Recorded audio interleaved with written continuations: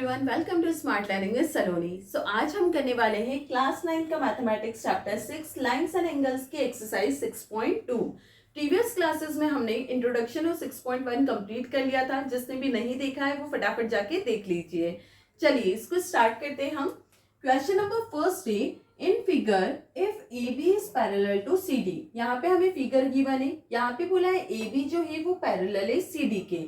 आगे C D is parallel to E F, C D parallel है E F के।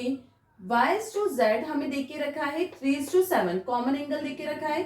Find करना है हमें x की वैल्यू, x y z ये हमें एंगल दिए हैं।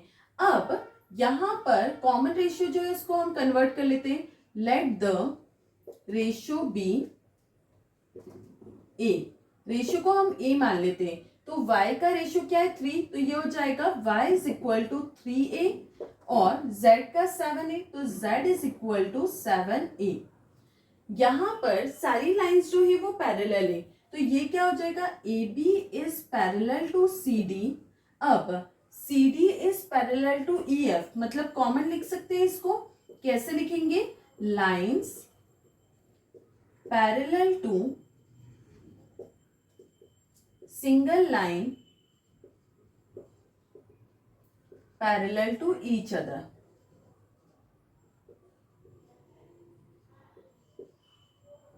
इसका मतलब है अगर ए बी सी डी के पैरेलल है तो ए बी ई एफ के भी पैरेलल है और सी डी ई एफ और ए बी दोनों के पैरेलल है। तो ये तीनों क्या हो गए, एक दूसरे के पैरेलल। अब यहाँ पर अगर हम देखते हैं ये ट्रांसवर्सल लाइन है, ट्रांसवर्सल लाइन के लेफ्ट का इंटीरियर और राइट का इंटीरियर जो है वो एक Z बना रहा है। मतलब ये क्या है, अल्टरनेट इंटीरियर एंगल। ये दोनों एंगल्स जो है यहाँ Z बन रहा है, मतलब ये दोनों एंगल्स क्या हो गए, इक्वल। ये हो जाएगा x equal to Z by alternate interior angles.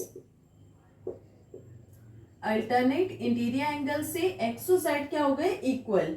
और x और y जो है वो को इंटीरियर एंगल से, तो को इंटीरियर एंगल्स को कैसे लिखते हैं, x plus Y equal to 180 degree by co-interior angles.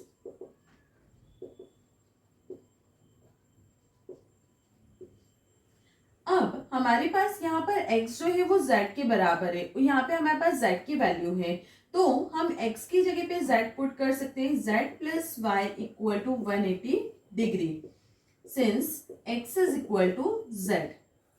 अब z क्या है 7a प्लस y है 3a इक्वल टू 180 डिग्री। इससे हम a की वैल्यू फाइंड कर लेंगे। 7 plus 3 10a equal to 180 degree. ये हो जाएगा a equal to 180 divided by 10, 0 से 0 कैंसिल, a की वैल्यू आ गई 18 डिग्री। अब a की वैल्यू को हम प्लेस करेंगे y और z में। अब हमें फाइंड करना है फाइंड x फाइंड करना है हमें बस, और x z के इक्वल है तो ओनली हम z में रख सकते हैं value. x equal to z equal to 7 हो जाएगा और 7 इंटू a की वैल्यू कितनी है 18, मल्टीप्लाई करेंगे 7 8 जा 56, 7 1 जा 7 और 5 12, 126 डिग्री। तो x की वैल्यू क्या आ गई 126 डिग्री। ये हो गया हमारा final answer.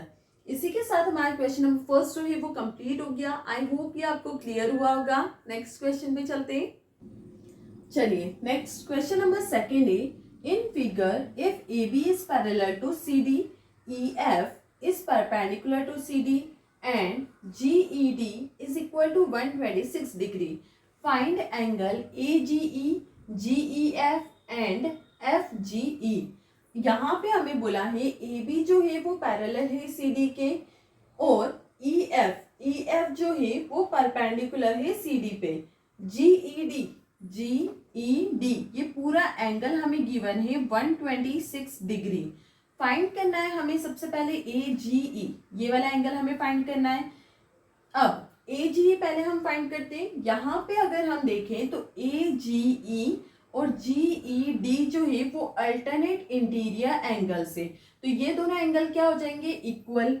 Angle AGE is equal to angle GED, ये क्या हो जाएगा अल्टरनेट इंटीरियर एंगल। ये हो गया अल्टरनेट इंटीरियर एंगल, मतलब ए जी ई जी डी के बराबर है, तो जी डी की वैल्यू हमारे पास है 126 डिग्री, तो ए जी ई भी कितना हो जाएगा 126 degree. A G equal to 126 degree. इसको ब्रैकेट लगा देते हैं, फर्स्ट वैल्यू हमारे पास आ गई ए जी ई। अब हमें फाइंड करना है जी E F. G E F मतलब ये वाला एंगल हमें फाइंड करना है। अब यहाँ पे हम देखते हैं पूरा एंगल हमारे पास जीईडी गिवन है, तो हम इसको लिख सकते हैं angle GED is equal to, GED दो एंगल से मिलकर बन रहा है, वो एंगल है जीईएफ और FED. Angle GEF plus angle FED. GF हमें फाइंड करना है, जीईडी जो है वो गिवन है 126 डिग्री, वैल्यू हम पुट कर देंगे, इक्वल एंगल जीईएफ हमें फाइंड करना है, और एफईडी क्या है 90 डिग्री का, तो ये हो गया 90 डिग्री। ये 90 प्लस का इधर माइनस में आ जाएगा, 126 degree minus 90 degree equal to angle GEF. दोनों को माइनस करेंगे, 6 माइनस 0 6, 12 में से 9 गया 3, ये हो गया 36 डिग्री। तो एंगल जीईएफ हमारे पास आ गया 36 degree. Angle GEF equal to 36 degree. ये हो गया हमारा सेकेंड एंगल का आंसर। अब हमें फाइंड करना है एफ जीई। एफ जीई मतलब ये वाला एंगल हमें फाइंड करना है। अब ये हमें क्या दिख रही है, एक लाइन, ए भी एक लाइन है जिस पर जी से अगर हम एंगल देखते हैं तो दो एंगल फॉर्म हो रहे हैं, angle A G E plus angle F G E equal 180 degree. किससे होगा, लीनियर पेयर। लीनियर पेयर से ये क्या हो गए, इन दोनों का सम 180 डिग्री। अब ए जी ई हमने फाइंड कर लिया था, ए जी ई आया है 126 degree plus angle F G E equal to 180 degree. ये 126 इधर माइनस में जाएगा, तो ये हो जाएगा angle F G E equal to 180 degree minus 126 degree. Angle F G E equal to 10 में से 6 गया 4, 7 में से 2 गया 5, 1 माइनस 1 0, मतलब ये हो गया 54 डिग्री। यहाँ पे हमारे तीनों के आंसर आ गए। ए जी ई निकला 126 degree, angle G E F 36 degree और एंगल एफ जी ई 54 डिग्री। इसी के साथ हमारा क्वेश्चन नंबर सेकंड जो है वो कंप्लीट हो गया। नेक्स्ट क्वेश्चन पे चलते हैं। चलिए नेक्स्ट क्वेश्चन नंबर थर्ड है, in figure if P Q is parallel to S T, angle P Q R equal to 110 degree and angle R S T equal to 130 degree, find angle Q R S. यहाँ पे हमें दिया है P Q जो है वो parallel है S T के, एंगल पी क्यू आर हमें गिवन है 110 degree, angle R S T given है 130 डिग्री। हमें फाइंड करना है क्यू आर एस, मतलब ये वाला एंगल हमें फाइंड करना है। अब ये क्वेश्चन ऐसे ही तो सॉल्व नहीं होगा, इसमें हमें कंस्ट्रक्शन करनी पड़ेगी।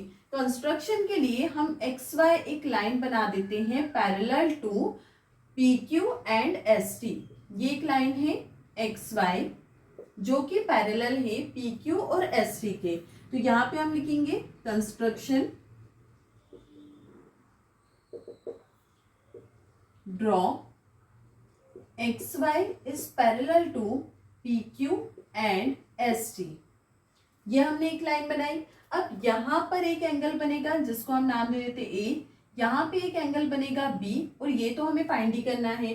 अब ये दोनों जो एंगल्स है वो क्या हो गए, को इंटीरियर एंगल्स। ये दोनों एंगल्स भी को इंटीरियर एंगल, तो इसको हम सॉल्व कर सकते हैं। इन दोनों का सम क्या होगा 180 डिग्री, तो ये हो जाएगा angle P Q R plus angle X R Q equal to 180 degree, मतलब 110 degree plus A equal to 180 degree. ये क्या हो गया, को इंटीरियर एंगल। अब ए की वैल्यू हम फाइंड कर लेंगे 180, 110 प्लस का माइनस में जाएगा, तो ए की वैल्यू आ जाएगी 180 माइनस 110 70 डिग्री। यहाँ पर हमारे पास ए की वैल्यू आ गई, ए आया है 70 डिग्री। वैसे ही हम बी फाइंड कर लेंगे। बी क्या है, को इंटीरियर एंगल, तो क्या हो जाएगा B plus 130 degree equal to 180 degree. ये भी हो गया अगेन को इंटीरियर एंगल। अब इसको हम सॉल्व करेंगे। b is equal to 180 degree, 130 plus का है इक्वल में जाके माइनस का, b is equal to 180 minus 130 50 degree. यहाँ पर हमारे पास b की वैल्यू आ गई और a की वैल्यू आ गई। b आया है 50 डिग्री, b का एंगल आ गया। अब ये हमें एक्स वाई जो है वो क्या दिख रही है, एक line, X Y is a line, X Y line है, तो ये सारे एंगल्स क्या होंगे, सम इक्वल टू 180 डिग्री, मतलब angle X R Q plus angle Q R S plus angle S R Y equal to 180 degree by linear pair. अब X R Q मतलब A था, ए आ चुका है 70 degree, plus Q R S हमें find करना है, angle Q R S plus S R Y ये बी था, ये आया है 50 डिग्री इक्वल टू 180 डिग्री। अब इन दोनों को हम प्लस करेंगे, 50 और 70 120 हो जाएगा, 120 plus angle Q R S equal to 180 degree, 120 plus का इक्वल में जाएगा तो माइनस का, angle Q R S equal to 180 degree minus 120 degree, angle Q R S equal to हो जाएगा 180 माइनस 120 60 डिग्री। तो ये हमारे पास आ गया final answer, Q R S हो गया 60 डिग्री। इसी के साथ हमारा क्वेश्चन नंबर 3 जो है वो कंप्लीट हो गया। नेक्स्ट क्वेश्चन पे चलते हैं। चलिए नेक्स्ट क्वेश्चन नंबर 4 थे, in figure if A B is parallel to C D, A B parallel है सी डी के, ए पी क्यू जो है एंगल 50 डिग्री है, एंड पी आर डी जो एंगल है वो 127 डिग्री है। फाइंड करना है हमें एक्स और वाई, एक्स यहाँ पर है और वाई यहाँ पर है। अब यहाँ पर अगर हम देखते हैं ए पी क्यू और पी क्यू आर, ये हमें क्या दिख रहे हैं, अल्टरनेट इंटीरियर एंगल्स। यहाँ पे जेड बन रहा है ये वाला, ये हो गए अल्टरनेट इंटीरियर एंगल्स, इसका मतलब ये दोनों एंगल्स क्या है, इक्वल। तो हम यहाँ पे लिख सकते हैं angle A P Q is equal to angle P Q R, alternate interior angles. ये अल्टरनेट इंटीरियर एंगल से मतलब ये दोनों इक्वल है। ए पी क्यू जो है वो हमें गिवन है 50 डिग्री और पी क्यू आर जो है वो एक्स है, 50 degree is equal to X, मतलब एक्स की वैल्यू क्या हो गई 50 डिग्री। यहाँ पे हमें फाइंड करना था एक्स एंड वाई, जिसमें से हम एक्स को फाइंड कर चुके हैं। अब वाई हमें फाइंड करना है। अब यहाँ से हम देखते हैं तो ए पी आर और पी आर डी ये क्या हो गए, अल्टरनेट इंटीरियर एंगल्स, मतलब ये पूरा और ये अल्टरनेट इंटीरियर एंगल से, मतलब ये हो जाएगा angle A P R is equal to angle P R D by alternate interior angles. यहाँ पे ए पी आर जो है वो दोनों का सम है 50 और y का, तो ये हो जाएगा 50 degree plus y is equal to P R D angle है 127 डिग्री। अब y की वैल्यू फाइंड करने के लिए 50 प्लस का माइनस में चला जाएगा, 127 minus 50, y is equal to 7 minus 0 7, 12 minus 5 7, y आ गया 77 डिग्री। तो इसी के साथ हमारा क्वेश्चन नंबर 4 जो है वो कंप्लीट हो चुका है। आई होप आपको क्लियर हुआ होगा। नेक्स्ट क्वेश्चन पे चलते हैं। चलिए नेक्स्ट क्वेश्चन नंबर 5 है, in figure P Q and R S are two mirrors placed parallel to each other. P Q और आर एस दो मिरर है जिसको प्लेस करा गया है parallel to each other, and incident ray A B strike the mirror P Q at B. एक incident A B है जो स्ट्राइक कर रही है लाइन पी क्यू पर एट बी और रिफ्लेक्ट हो रही है move along the path B C, reflect हो रही है पाथ BC पर एंड स्ट्राइक द मिरर, और RS मिरर को स्ट्राइक कर रही है पॉइंट C पर, फिर रिफ्लेक्ट बैक हो रही है लाइन CD। एक AB लाइन है जो इंसिडेंट लाइन है, ये यहाँ पर गई, यहाँ से रिफ्लेक्ट हुई, फिर C पे टच करके वापस से वो रिफ्लेक्ट हो गई। अब यहाँ पर प्रूफ करना है हमें ये जो AB है वो पैरेलल है CD के। अब यहाँ पे हम क्या लिखेंगे सॉल्यूशन में, सबसे पहले हम कंस्ट्रक्शन कर लेते हैं। कंस्ट्रक्शन,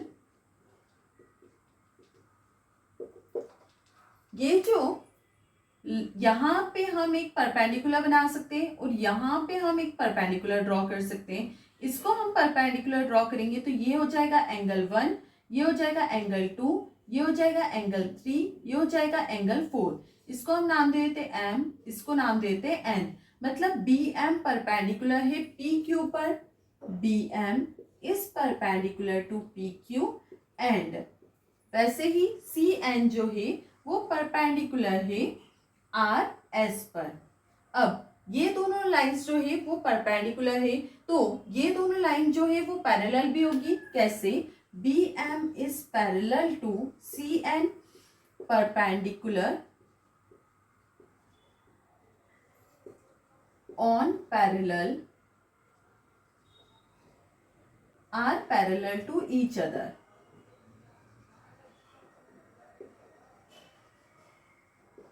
अगर कोई लाइन परपेंडिकुलर है पैरेलल लाइंस पे तो ये लाइंस भी क्या होगी? पैरेलल। अब यहाँ पे हमने देखा ये जो एंगल्स है वो एंगल, जैसे एंगल 1 इक्वल होगा एंगल 2 के, क्योंकि परपेंडिकुलर बाइसेक्टर है। Angle 1 is equal to angle 2, वैसे ही एंगल 3 इक्वल होगा एंगल 4 के। ये किससे होगा? लॉ ऑफ रिफ्लेक्शन जो आपने साइंस में पढ़ा है। लॉ ऑफ रिफ्लेक्शन क्या बोलता है?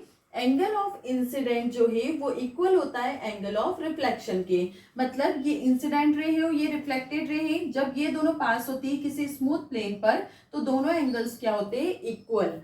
अब इसके अकॉर्डिंग ये क्या हो गया? एंगल 1 इक्वल हो गया एंगल 2 के और एंगल 3 इक्वल हो गया एंगल 4 के। वैसे ही अगर हम यहाँ से देखते हैं तो ये जो है वो क्या दिख रहे हैं? Alternate interior angle. तो एंगल 2 इक्वल होगा एंगल 3 के।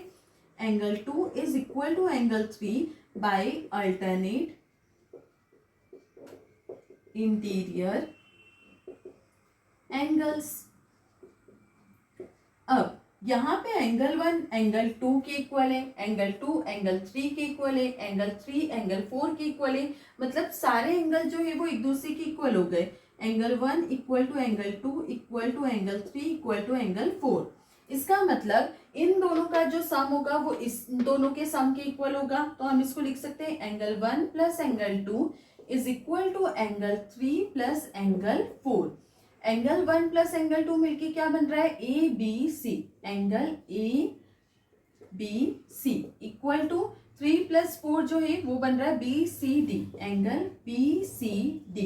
अब यहाँ पर हम देखते हैं एंगल ABC जो है वो लाइन PQ पर जा रहा है और BCD जो है वो टच कर रहा है RS पर। मतलब दोनों पैरेलल्स पर जब ये लाइन टच कर रही है इसका मतलब ये दोनों भी क्या होंगे? पैरेलल। तो हम लिख सकते हैं आप therefore AB is parallel to CD, hence proved। इसी के साथ हमारा क्वेश्चन नंबर 5 जो है वो कंप्लीट हो गया और साथ में हमारी एक्सरसाइज 6.2 भी पूरी कंप्लीट हो चुकी है। आई होप आपको सारे क्वेश्चंस क्लियर हुए होंगे। I hope you like my video. If like my video do like share and subscribe.